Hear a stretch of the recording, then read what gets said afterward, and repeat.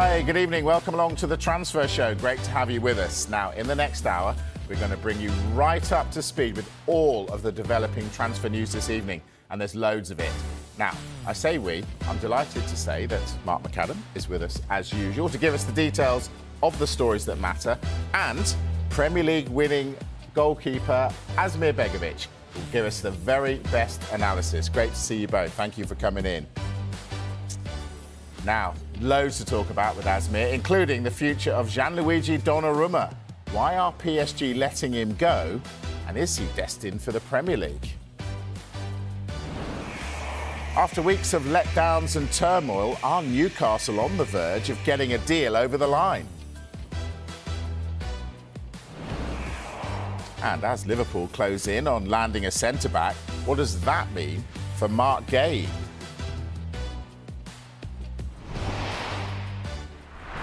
Yeah, loads to get into. So let's start with Asmir. Let's get him working straight away. Now a Leicester player. How did that come about? Yeah, I mean, it came about in the summer where Leicester were looking for some goalkeeper cover, maybe expecting Matt Hermansen to leave the club and move on to a different club. And yeah, I was one of the options. And for me, it was a no-brainer. I mean, it's a fantastic football club, huge football club, massive fan base. Yeah, and to be part of that for me was an easy decision. I know you've been in a lot of dressing rooms over your career and you know what it takes to get over the line and win trophies. I know you've only been there a short period of time. But does it feel like there's a dressing room there with quality, with young exuberance, with experience, and the type of dressing room that could achieve something special and obviously get back to the Premier League? Well, that's the goal. It's the number one goal. We have to get promoted by any means necessary.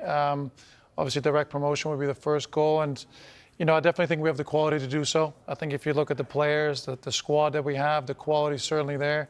The togetherness seems there. It's a good bunch of lads. I've only been there a couple of weeks, so I've seen that. And I think, as well, in terms of young talent, the likes of Jeremy Monga, there's some really talented young players, Casey McAteer. So we want to give them the platform as well to succeed and contribute to the team as well. Of course, the Championship season underway. Premier League season starts tomorrow, but we've still got until September 1st for the deadline. As a player, what is that period like? It can be a very difficult period. Obviously, there's a lot of noise. I think these days there's more noise than ever before. People, agents, social media, so many things going on behind the scenes that obviously affect players. The bottom line is you still have a job to do. So obviously, if you're paid and contracted by the football club, you still have to train every day, be professional. But it's not easy with things maybe going on in the background where there's a move potentially happening for you and your future is uncertain. There's always the risk of injury, so you have to be aware of that. So it's about being professional, but also managing everything that comes with that. So it's never an easy one. I've been there before where it's gone to deadline day, right to the end, and you still have to try and carry on to do your job to the best of your ability, but knowing things could change very quickly. Tell us about the deadline day moves. You touched upon it there. Then they get right to the wire, don't they? They really do. I mean, 2010, Portsmouth to Stoke. I think the deadline was 5 o'clock, and I didn't sign until 4:30 that day. So it was a very, very stressful few days leading up to it. You don't quite know where you're going to be, what you need to do, where you need to go. So it's a massive relief once that gets done. And the second one was with Bournemouth when I went to Karabakh on loan in 2019. So that happened in the last couple of days. The window with a loan was agreed, thankfully, and I was able to move on. But very stressful times, and it's not something you want to do. So I'm really glad that I was able to do my business, get my move done relatively early this year. Brilliant. Listen, there's so much from Asmir to come throughout the hour. Now, we want you to get your questions in for Asmir. We're going to make him work tonight. Get in touch on X. We're at Sky Sports News. Use the hashtag #AskAsmir. Now, anything you want to ask Asmir, get in touch, and we'll do that between now and 8 when we come off air. So, Asmir, good luck. Right, let's get you right up to speed with our top transfer story this evening. Jacob Ramsey to Newcastle, gathering pace. Keith Downey has the latest. Newcastle acted quickly this week after being alerted to the availability of Jacob Ramsey because Aston Villa need to sell a player for their own financial reasons. So Newcastle made contact with Aston Villa on Monday. Some talks have taken place behind the scenes since then. There was a little bit of uncertainty last night as to whether a deal would be struck, but finally it was struck this afternoon after Newcastle and Aston Villa agreed a fee of £39 million plus a potential £4 million in add-ons for the midfielder. Of course, that represents pure profit to Aston Villa, and for Newcastle, it's a long-term replacement for Sean Longstaff, who of course was sold to Leeds United just last month. Of course, there's been so much speculation surrounding Alexander Isak. That situation has not been healthy, but quietly in the background, Newcastle have got to work in bringing in players, and the last week has been positive for them. Malik Chow arriving from AC Milan for £35 million. That one was announced a couple of days ago, and now Jacob Ramsey, who's currently on his way to the northeast and will begin his Newcastle medical this evening. What do you think, Asmir? Ramsey to Newcastle, good move for them?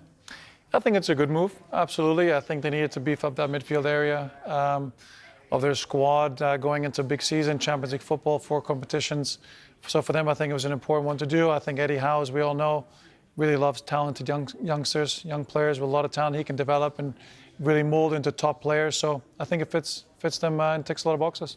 Mark, a lot of people have rubbished Newcastle's window. Is it as bad as has been made out? I don't think so.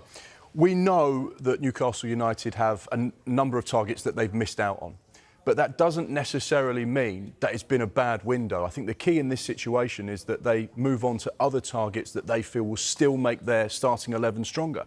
We know that Eddie Howe likes to recruit players by watching them over a long period of time. Most of the players that he signed over the course of his Newcastle tenure, 3.5, 4 years now, have been players that he's been aware of for a number of years, like Anthony Gordon. He was watching him when he was a youngster at Everton.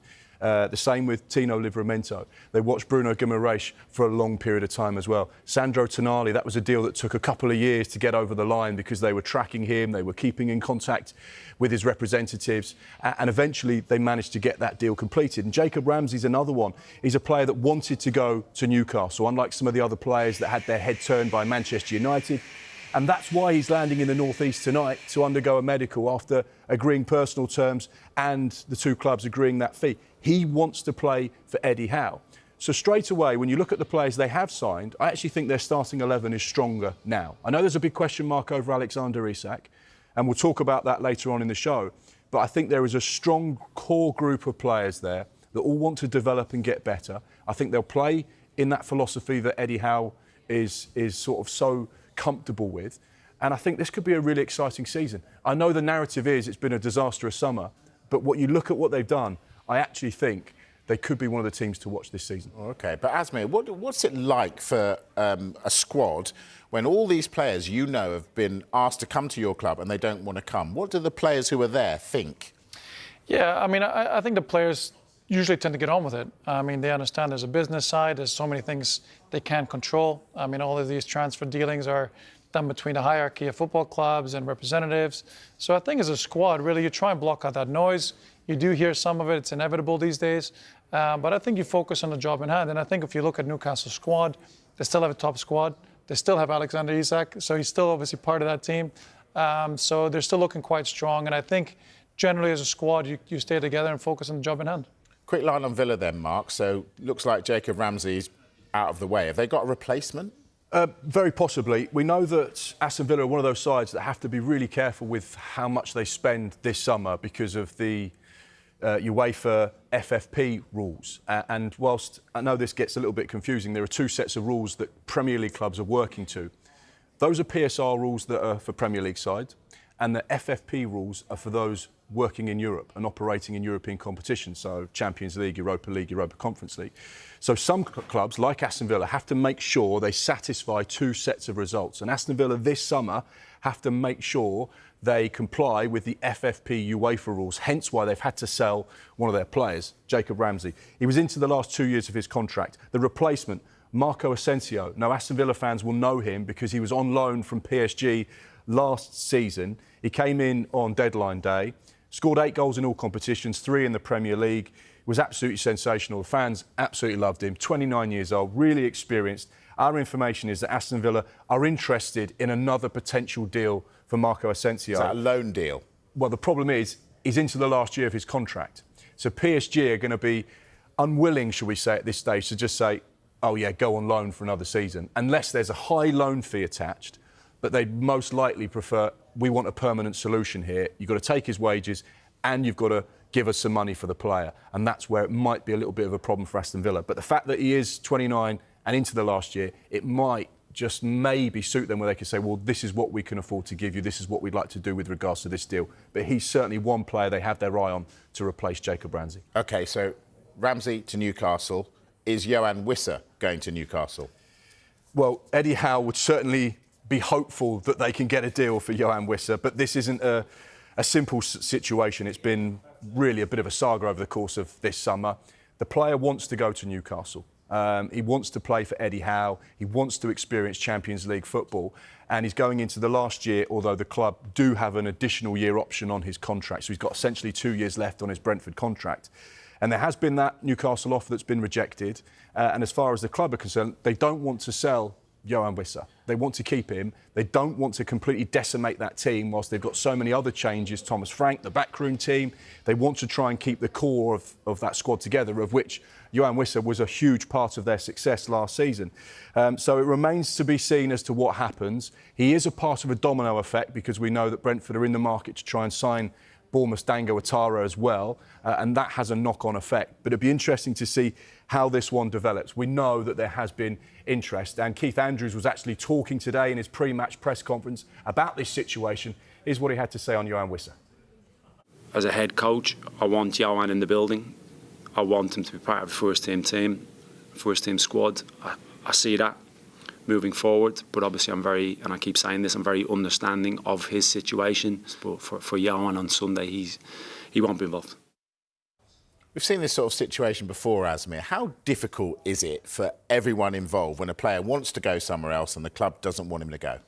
It's a very difficult situation. Obviously, the business side is where it really takes over in instances like this because Brentford want to maximise the value. The player wants to maximise his earnings, his career. He wants to go play at the highest level. So everyone's looking at their best interests. And obviously finding a deal in these situations can be difficult.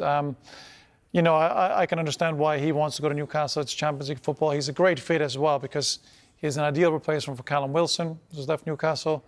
And he's a very dynamic player, runs a lot, covers a lot of distance, very aggressive, knows where the goal is as well. So he's obviously a finisher. So ticks a lot of boxes for Newcastle, and I can see why they want him. OK, let's talk Liverpool now. Mark, they're after a couple of centre-backs. Giovanni Leone, the youngster, where are they with this one? Yeah, 18-year-old centre-back at Parma. On Wednesday evening, the two clubs agreed a deal worth £26 million. The player is currently in the UK at the moment. I think one of the key things as well was the player wanted to join the Premier League champions. Who wouldn't with the squad they've got at their disposal at the moment? He is going to be a part of the first team squad whilst he's only 18 years old. He is very much going to be a part of that team and that squad. One for the future without question. How much game time he'll get this season, but he's certainly in the thinking there of what Arne Slot wants to do. So yeah, that's the latest with Giovanni Leone. We're just waiting to see whether Liverpool like to maybe try and go back into the market and sign another possible centre-back. Well, let's talk about the other centre-back then. Mark Gay. What about his situation, Asmir? Because what's he got, Mark? 1 year left on his contract at 1 year Palace? left on his Palace contract. So what does he do? Does he go to the champions? Does he stay with Palace? Given that if he goes to Liverpool, he might not play all the time. Again, I think if the option is to go to Liverpool is there, the appeal of going to the champions and one of the biggest clubs in the world is incredibly difficult to pass down. And I know there's been talks of him moving on before. I think it's been an absolutely incredible servant to Crystal Palace. He's won him now 2 trophies. He's done incredible things there. So it seems like the natural progression for him in his career to go test himself at the elite level. So going into your last year of your deal, you would love more security. I'm sure in his life, he would like maybe a longer-term contract, which Liverpool will provide him with that. So, and Crystal Palace probably need to sell and cash in. They're not a club, I think, or most clubs aren't in positions to be able to let players go on a free. So it seems like there is a deal to be done, and if Liverpool do get him, then look out. Does it get done, Mark? Asmir's made a really important point. Mark Gay wants to play, needs to play. You don't go from being a Crystal Palace captain, being the first name on the team sheet week in, week out, to being on the bench, even though it's a much bigger club and an opportunity to win silverware.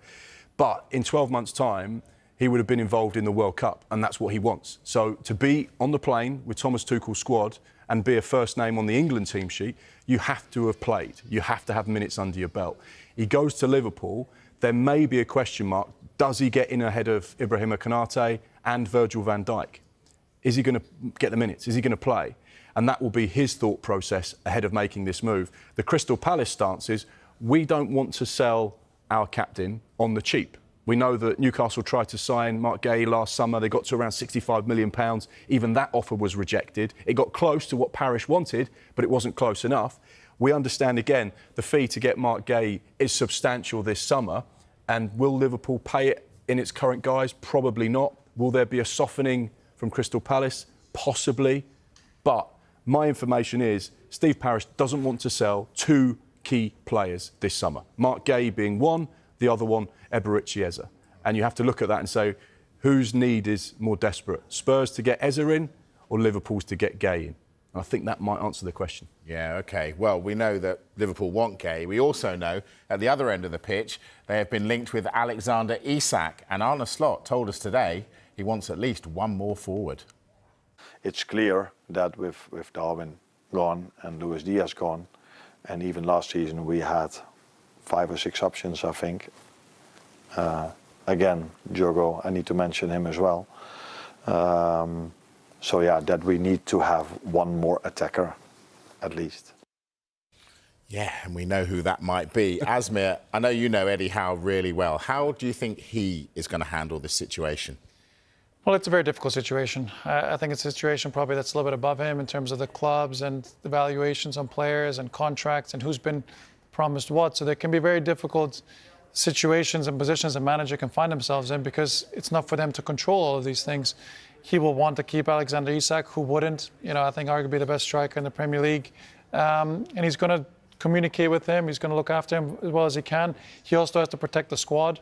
Obviously, he needs players who are all in, who are committed to the cause, not players who may be looking over their shoulders and looking for moves and maybe not being into their situation 100%. So it's a very, very difficult situation. But he's obviously very experienced now. How he's dealt with these things before, and I'm sure he's going to deal with it to the best of his abilities. What do you think? 7:01 on September the 1st. Is he a Newcastle player or a Liverpool player? I think he's a Newcastle player. I do feel like that, you know, I think we talked about it a little bit off air. I think because of all these other strikers going somewhere else, I don't think Newcastle have a replacement.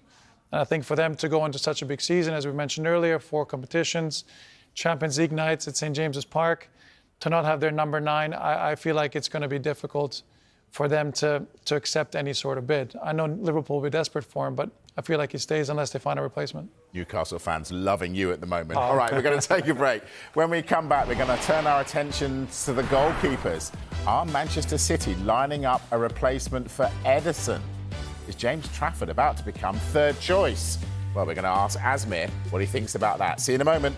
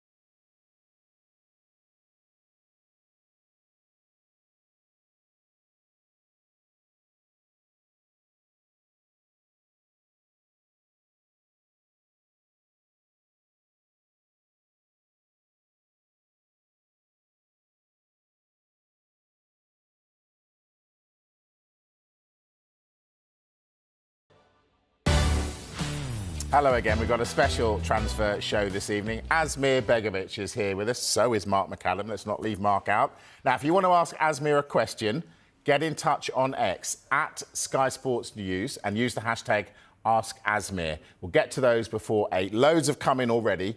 Keep them coming and we'll ask Asmir as many as we can. And of course, it's the perfect evening to have him with us in the studio as the future of some of the world's greatest and most high-profile goalkeepers are in the balance. So, Mark, let's talk Gianluigi Donnarumma. What's the latest on him? Yeah, this is fascinating.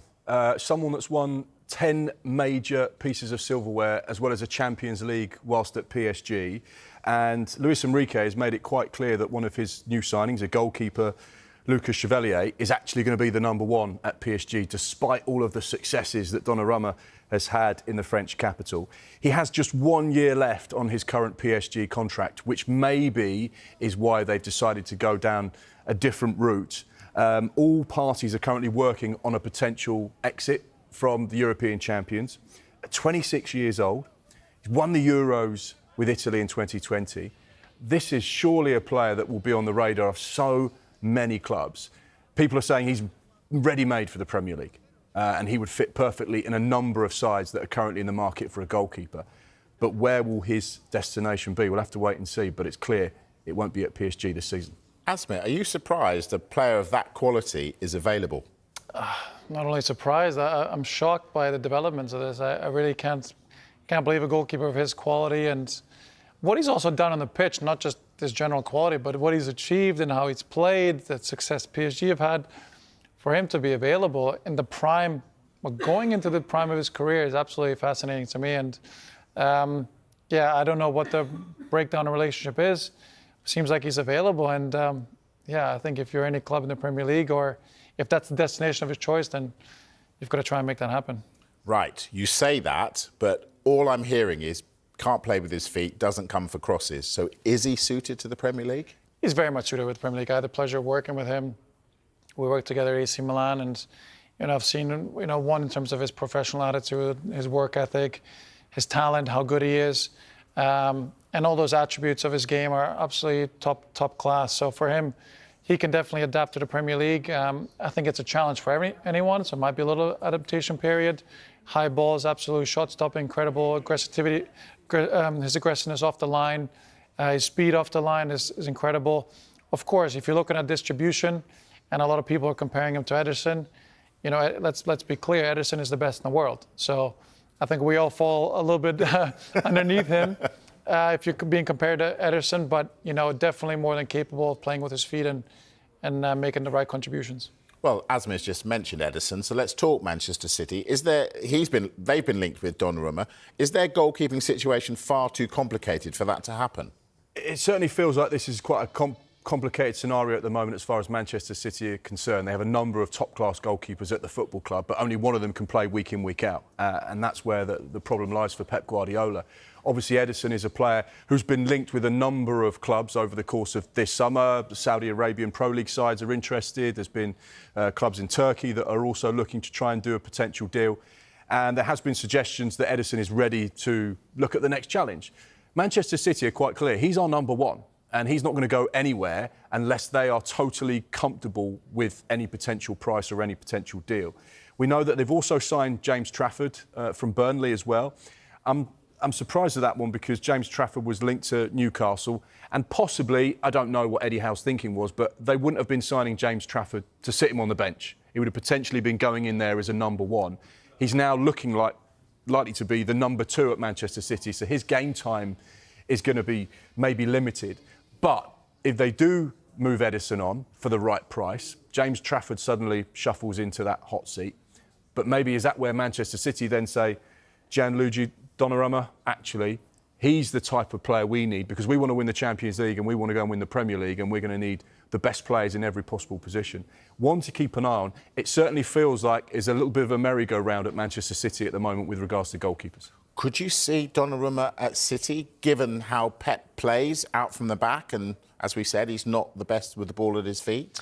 Yeah, I can definitely see him there. Like I said, he's more than capable of playing with his feet. And, like I said, being that goalkeeper for Manchester City, I think if you look at what Gigi's done, and I think this is a transfer or something that's come about the situation that probably hasn't been in the works for very long. So it seems very reactive on these teams, and I think if this sort of player, obviously goalkeeper in this instance, becomes available and he can upgrade your team, you have to look into doing it. And I think for me, he's one of the top 3 goalkeepers in the world. And if you can bring him in, whether it's Man City, Man United, Chelsea, whoever it may be, then I think you have to try and do so. You called him Gigi. See, that's what you get from an ex-teammate. That's right. Do you have his number on your on I your do phone? indeed, yeah. So we could call him during the break. Yeah, we'll get... And we'll Asmir's sort it gonna- out. We could do that. If you're James Trafford, what do you think at the moment?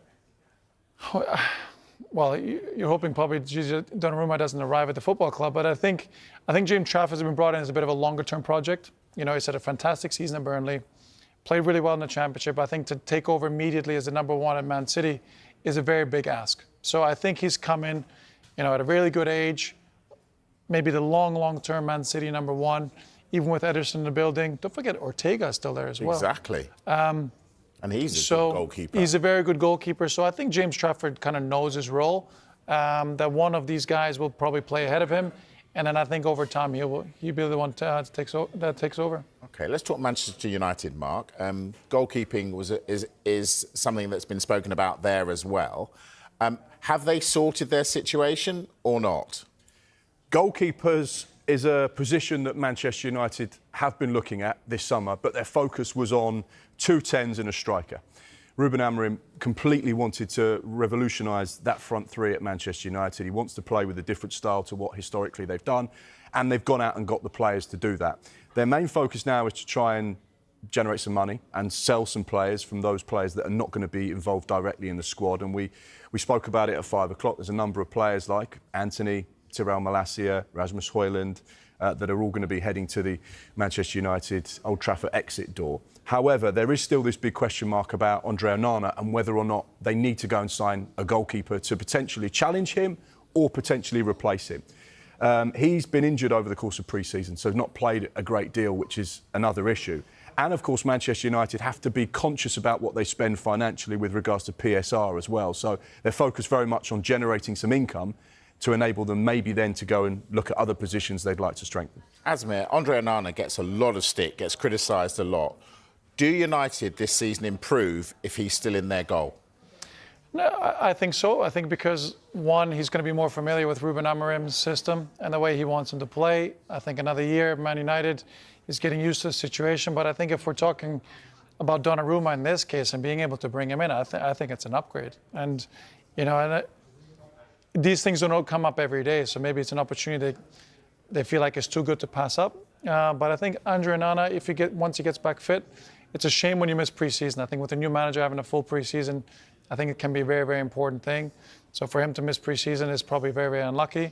But again, I think if you can bring a caliber of Donnarumma into your building, then I think it's something Man United need to look into. God, Man United fans loving you as we go into this break. All right, we'll have more on United when we come back, but we're going to talk outgoings rather than incomings. They need to get rid of a few. Stay with us. See you in a moment.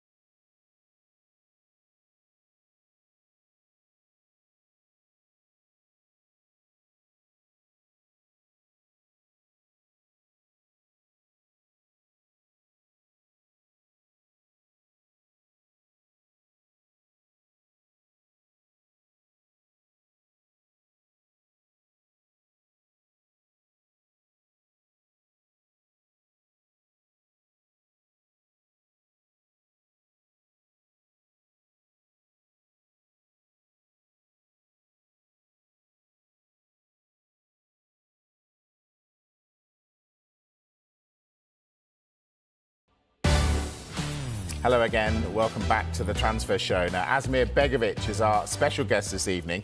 He'll be back with us in about 10 minutes. So if you want to ask him a question, do get in touch. Do it on X at Sky Sports News and use the hashtag AskAsmir. We'll get to them before 8 o'clock. Keep sending them in. There's loads already. Right. There are just over 2 weeks to go in the window. Not everybody is happy with the business that is being done. Let's start with Fulham, who've so far made just the one signing this summer. Marco Silva, not impressed. Myself as a manager, all the managers, they want always more and they want to improve squads. But there are some positions that is not just that we want to improve. We need numbers, we need depth, and it's not the ideal scenario. I will not hide to you. It's something that you use the word that was quiet. I have to say that we have been too passive. And if you ask me if I expected, of course not. Too passive, unexpected, to be honest, even if I know that Fulham has a historic that normal, some players, they come out a bit more late or not. I don't go in that direction. I know what we want and the plan was there. Unfortunately for us, until now, we don't have, let's hope, until the end of the market, because right now it doesn't make sense for us to look for this game or even to Man United game, because it's everything very late. Let's hope until the end of the window we can reinforce in the positions that we need. So are you confident that there will be new additions before the transfer window closes? We have to. I think we don't have other solution. Sorry to tell you. I'm not confident. Probably you already missed some targets that we had. It's part of the business. It's part of the market. We missed some players that they were on the paper for us. If you are going to ask me if I'm optimistic or if I'm confident that you are going to sign, I think we don't have other solution. Well, Mark, that's a pretty clear message to the owners. Has he got a point, though? Yeah, and we started the show at 5 o'clock with a number of unhappy managers because they're getting frustrated at the window and not being able to get deals over the line. Andoni Iraola's the same. David Moyes has been frustrated in the window. And Fulham are one of those sides that have really not had any luck whatsoever. And there are always a number of factors as to why maybe it's not right. The players are falling away. They can't get the money on the table in the right fashion to get these players away. And this is a window where we're seeing exuberant, high prices, which makes it a real challenge for a number of clubs that are trying to be sustainable and sensible, but they're finding themselves having to pay 40 or 50 million pounds just to get one player through the door. And when you've not got, Champions League football that generates huge income, it makes it much more difficult. One player that they are interested in and they're willing to pay a sizable fee for is the Shakhtar Donetsk winner, Kevin. He only joined Shakhtar 18 months ago for 15 million euros. You'd imagine they're not going to want to sell a player for any less than double, triple what they've already paid for him. He's only at the start of his Donetsk journey. So that's one that they're very much interested in. He's a winger, and we know there's been a lot of talk about Rodrigo Muniz as well, who's obviously key player into the last year of his contract. Atalanta have made a €40 million offer for him. At the moment, that's been rejected by Fulham. They don't really want to sell a player without having a replacement through the door. But the fact that they're getting frustrated with players they're trying to sign, and then there's interest in some of their players, it's just all adding to the mix of this being a really difficult window for Marco Silva. So what are Silva's priorities? Who does he want to bring in? The key players that they want to add to the squad is strength in depth and quality to that first team. So strikers, wingers and midfielders are key. The fact that they've signed Tom Cairney on another contract is a good thing because he knows the club, he understands the philosophy of Marco Silva's team and what they want. And of course, Kenny Tete as well is another player they've been able to keep a hold of when he was linked with possible other Premier League sides.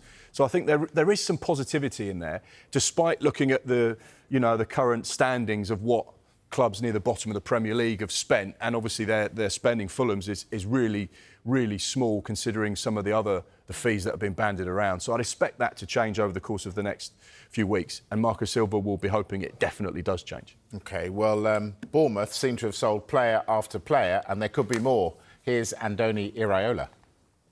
I think still 2 weeks in this market. Probably we are not where we wanted to be, but it's normal because it has been a summer of a lot of changes, and we will need to have a little bit of patience until the market ends. And it's a summer with I think some important movements, some players leaving, new players coming. We will need to to adjust quickly as we can. We're not where we want to be, he just said. So what's he referring to? I think the frustration for Andoni Iraola is he's seen 4 of the back 5, including the goalkeeper, depart the club. However, they have actually replaced all but one of those players. So, you know, Milos Kerkez went and they brought in Adrian Traffeur. They lost Kepa, replaced him with Petrovic from Chelsea. They lost Ilya Zabani to PSG, and he's been replaced as well with Bofodo Diakite, one of the best defenders in Ligue 1 last season. The only player they haven't replaced is Dean Howson, but they are looking for a centre-back. I think there's a lot of noise as well surrounding other players. One player who we know is definitely leaving the Vitality Stadium, Luis Sinisterra. He's going to Cruzeiro in Brazil on loan. That's an initial loan at this stage. We're not sure on the detail. That's still being discussed between the two clubs, whether it becomes an option or on obligation. So he's one player they're not going to have. There's a noise around Dango Ouattara as well, and that link with Brentford, which links to Johan Wissa. So that's the situation. But we do know that Bournemouth are in talks with Bayer Leverkusen over a deal for the winger Amin Adli and the Midtjylland winger Dario Osorio. So there are players that are potentially heading in, but they are losing a number of players as well. The one thing about Bournemouth is they've been really, really good at trimming costs and shaving money off the wage bill. Neto's gone back to Brazil. Mark Travers went to Everton. So there is a number of players where they've been able to say, right, you're not key first-team players whilst we like and respect you. Let's move you on and save that money. So they have done some really good, sensible business. It's probably just a little bit frustrating for Andoni because he just wants players through the door. Sure. Let's talk Man United, who want players out of the door. Any progress on the 5 they want to get rid of? No significant progress. We know that there's a lot of interest in Jadon Sancho. There has been an offer lodged to Manchester United with regards to him from Roma. We understand that offer to be £20 million. Manchester United currently considering he has just 1 year left on his current contract. Nothing for Anthony, nothing for Tyrell Malacia. The information on Rasmus Højlund, we know that AC Milan are interested in signing him and Borussia Dortmund as well. His stance a couple of weeks ago was, I want to stay at Old Trafford and fight for my place. However, that's changed. He would be open to going to AC Milan. So that's basically opened the doors for them. Right, do a deal with Manchester United and I'm willing to come to you. Right, OK. Right, we're going to take a break. We're going to get Asmir Begovic back with us and we're going to look at the winners and losers of the window so far. Now, you've been flooding us with your questions to Asmir. We'll get to those after the break. See you in a moment.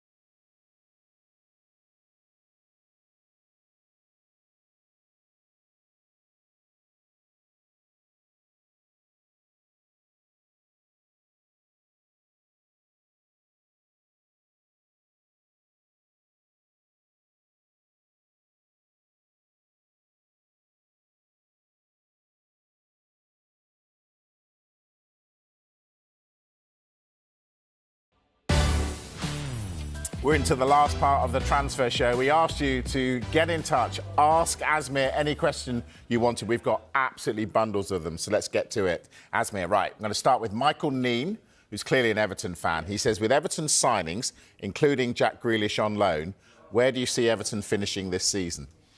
Well, I think hopefully it's a year of progression for Everton. I think we had a really strong second half of the season last year. That stabilised the club. Obviously, David Moore's going back in. He was a legend there. Really good feel about the club, the new stadium. So hopefully, top half finish will be really good. You're going to like this question. This is from Josh Barber, who says, how does it feel to score from inside your own box? Yeah, terrible. No, that was a pretty cool feeling. Yeah. pretty cool. Pretty cool. Do you know what? Actually, at the time, my reaction was very subdued. I didn't really know what to do with myself, but I think as time goes on, you realize how special it was. So, yeah, I think really cool. You were only the 5th goalkeeper at that time to have done that. Yeah. So is it still the longest ever goal? I think someone's overtaken my record, but we don't talk about that. Thanks, Mike. All right. A Chelsea fan's got in touch. Who was the best player at Chelsea during your time there? I mean, a couple of great years, some amazing players, but I think a lot of guys would agree, the one that stands out, the match winner, is Eden Hazard. So. Oh, really? He was a special player, just a match winner when he's on form, and I think just a player fans love to watch. And he was a good player to have on our team. OK, now I'm just the messenger on this particular question. Damien Dent says, who are your 3 to go down from the Premier League? Oof, ouch. That's always a tough one to answer. Shall we go, I think Burnley, struggle. Wolves, maybe Brentford. Ooh, come on, tell us why. Just to be a little bit more interesting. You don't want the 3 that have gone up to go down. I think all competitive. It's going to be a super competitive Premier League this year. I think the teams coming up are really invested. Sunderland's a great club. You just watch, love watching games at the Stadium of Light. Leeds have invested a lot. So, yeah, just to change it up a little bit. All that goodwill that he had in the first 2 parts, gone straight away. All right, my turn now. Lennon Vesey has got in touch. What has been your career highlight? Club highlight has been winning the Premier League with Chelsea. That was incredible, a great experience. And then for the national team playing in the 2014 World Cup. Yeah. Our first major tournament. That was a pretty cool experience. Tell us about that. What was that like? Really difficult to describe because obviously country has been through a lot of turmoil, a lot of trouble. And for us to kind of unite that country in a really good way with such a successful story. Players, all of us who've maybe grown up outside the country, coming together for one common goal and being able to achieve that. And for that World Cup to be in Brazil, first game against Argentina, against Lionel Messi, at the Maracanã in Rio de Janeiro was pretty special. Are you all of you guys like national heroes back in? Hopefully, yeah. I'd like to think so. I mean, it was our golden generation, as they called it. Some fantastic players, so much talent. When we came together, we were a pretty decent side. And what was it like playing against Messi? Yeah, that was challenging. I mean, he's incredible, and he scored the winner that day. So yeah, he's a good player. At least you can say you picked the ball out the back of the net from a Messi shot. Yeah. That's I can live with that. That's fine. Dijon Tanner has got in touch and said, who is the best all-time goalkeeper in the Premier League? Oh, good one. That's a tough one. I'm going to go with Petr Cech. Petr Cech. Yeah. Tell us why. I think just his all-around game, his consistency, obviously for all the trophies he's won. I mean, I always kind of like to play similar to him in a way. I know we're a similar profile, so it's, fitted my game. Learned a lot from him. Obviously, we're friends as well, so I've got to give him a shout-out. I'll tell you what, on Petr Cech, I came to your golf day. Yeah. Asmir does a golf day every year to raise money for charity. He invited me along one time, Sky Sports News TV cameras, and Petr Cech was there, and I asked him for an interview, and he turned me down. Oh, wow. No. He's sitting there gutted now. Have you got a goalkeeping hero? Oliver Kahn. Yeah, so I grew up in Germany. Bayern Munich was my favorite team growing up, and I think he was the best goalkeeper sort of in the late 90s, early 2000s in the world. Genuinely think that, and so supporting the best player on maybe my favorite team seemed like the most logical thing to do.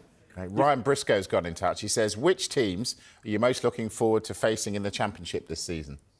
Yeah, I think a really competitive Championship this year again. I mean, some big teams in there. I guess our local derby would be against Derby County, so that'll be one, team nearby. Looking forward to that one, but yeah, just looking forward to hopefully having a really good season and achieving our end goal. You've had an outstanding career. You've played for so many sides in so many countries at different levels. Is there one where you look back so fondly on? Is there a club where you just felt a connection to the fan base, where you just really enjoyed your time there and had success? I've been really lucky, Mark, honestly, because, yeah, I've had a great career and been very fortunate to play for some amazing clubs and really had good experiences everywhere. From the day I signed at Pompey to my loan spells at all the lower league clubs back then that were all part of my journey. 5.5 amazing years at Stoke, I think, where we achieved some incredible things, overachieved at times, without a doubt. But great togetherness, great club, great fan base. Going to the top with Chelsea and then Milan. Milan was special. I was going to say Milan. Yeah, that one sticks out, definitely sticks out. Bournemouth, Everton, obviously QPR, and now Leicester. So, yeah, it's tough to really single one out, but had some great times with many clubs now. Great career. Right, we're going to test you and this window so far. Who's the best signing this summer so far, do you think? I'm going to give Sunderland a little bit of love. To get a player like Granit Xhaka through the door is a pretty big achievement, so I'm going to go with him. And you got them to stay up, you said, didn't you? Yeah, I'm going to give him a chance. Who's the best value signing so far this summer? I think Jack Grealish could be the best value, really could be. I think if you're getting a player who was, £100 million at one point on loan in a World Cup year where he wants to play, needs to prove himself, wants to be on that plane heading over to North America, I think he could be an unbelievably, big signing. Are you surprised it didn't really work out for him at City? Things happen, times change, people, clubs change direction. I don't think maybe it's anyone's fault per se, or in particular. Times change. I've been there in the past where clubs just go in different directions, move the goalposts, whatever the situation may be. So it's one of those things, but he seems really happy with the move, just his reactions, seems motivated. And I think if you get a motivated Jack Grealish with the talent that he has, he could be a really big difference for that Everton side. Which team has improved the most over the course of this transfer summer so far? I really like Chelsea's window. I have to say, I know they've got a lot of momentum on their side. I think what they've been building with Enzo Maresca over the last year, winning the Conference League, the Club World Cup, the signings they've had. If you look at Esteval, who's a super talented youngster this summer, Gittins coming in. If they get Xavi Simons, Garnacho, João Pedro leading the front line. Still maybe needing a centre-half with Levi Colville's injury, but I really like Chelsea's window. It's always like me to end on a downer. We've only got 20 or so seconds. Which teams had the worst window? Oh, God. Putting you on the spot, you're earning your money. I wouldn't say worst window. I think there's some few teams we've mentioned today. I think Bournemouth, Brentford, Fulham, Wolves. There's teams probably still got a lot of work to do, trying to get their right value and the right players in between now and the end of the window. Asmir, it's been an absolute pleasure to have you in the studio. Come back, because we'd love Thanks that. for having me. Thanks for all your questions as well. Mark, thanks to you. That was the transfer show for today. When we come back on Sky Sports News after the break, we're going to talk more transfers. We're going to talk Jacob Ramsey going to Newcastle. We'll see you.